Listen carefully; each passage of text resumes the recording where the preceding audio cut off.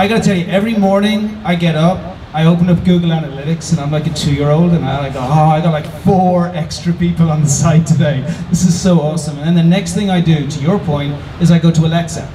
And I have a paid membership in Alexa. I don't know how many people here use Alexa, but Alexa is a ranking site which tells you where you rank in the world. A little bit depressing at the start, gets less depressing as you go on. But what it does, which I really like, is it links every single link to all of your competitor sites. So you can put your competitor in that site, and as long as you have a paid version, which isn't very much, you can see every single link they go through. So I actually go to all of those people who are linking to my competitors and write to them and say, I want to have a partnership with you guys. Is that the kind of thing you're talking about with the links, or just see who they're linking to and learn from that? Yeah, I mean, you can see who's linking to them and start thinking about, you know, can I get a link from there, right? What is this? Where is this?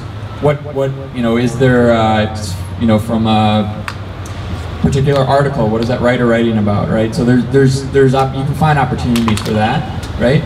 So that is definitely part of it, and also just to see like what you're up against, right? And how many links should I have? Just out of, I mean, give me a number. It's not a number. It's definitely not a number thing. No, right? It's over 10 or 20, 100. Hopefully, but it's a quality thing, right? You don't want to just go for, you know, mass amount of links, right? And you know, you might want to set your expectations too, like, you know, trying to go and get a link from New York Times, CNN, something like that. Like, it's not that easy when you're first starting out, but you know, you're you know, an incubator here in Santa Monica, right? Was something that I would think about is, as an example, like tons of value in links from things like .govs or .edus, right? Like maybe there's some sort of event you could organize with, you know, the city of Santa Monica or something, or what is it, Santa Monica College right here, some sort of, you know, program around, you know,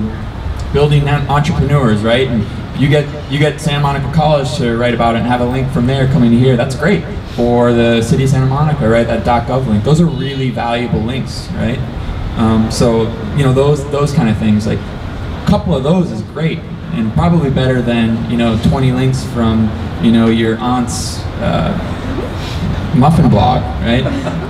Not that, I mean, her muffin blog may be awesome, but I'm just saying, right? One quick thing I wanted to add, you mentioned should I put it on YouTube, and I said no for that specific one. There's definitely a lot of value in YouTube, because YouTube itself is a search engine, so if there's, you know, you could probably do some, you know, there's definitely content that work on it, because people are browsing around for certain things, right? And they're trying to find how to do something, or, you know, they're looking for that specific stuff. But then sometimes you want to make sure, like if it's something like product specific like that, I want to have it on my website, because that's where I want somebody to end up. And the example I use is I you know, grew up in Minnesota, so playing hockey since the time you could walk, and you know, there's all this new equipment coming out all the time, and I'm not buying it as much, and so I haven't bought a pair of skates in 6 years. I'm trying to find out about the new ones, and there's this one company that, this website, they always rank #1 for reviews, but all of their reviews are on YouTube. So I go to YouTube and I read it, and they sold me on it, but now I can't buy it there. And so now they're asking me to go back to their, to find their name, find out where their site is, go to their site, and then buy it, right? But at that point, I'm just like, no, this is the skate I want. So I go back to Google and I put, you know, discounts, Bauer, Vapor, you know, whatever model, right? And they might not rank for that, right? So this company makes amazing videos, but they're all at a place where they're not going to make a sale. So are you talking about embedding from YouTube to the website, or are you looking to upload? You can embed from YouTube, but I mean, when that comes up in a search result, is your site going to outrank YouTube for it? No. And just to reiterate one of Adam's points, I think he brings up a really, really good point in terms of, you know, taking stock of your competitors. A lot of what SEO entails is competitive research. And I want to introduce this idea of having a website that's least imperfect. You don't have to have a perfect website.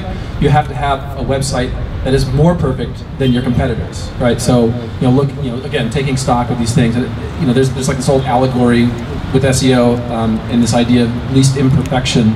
So you don't have to be an Olympic sprinter to outrun a bear. You just have to be faster than the other guy. And that's kind of what SEO is in this idea of least imperfection.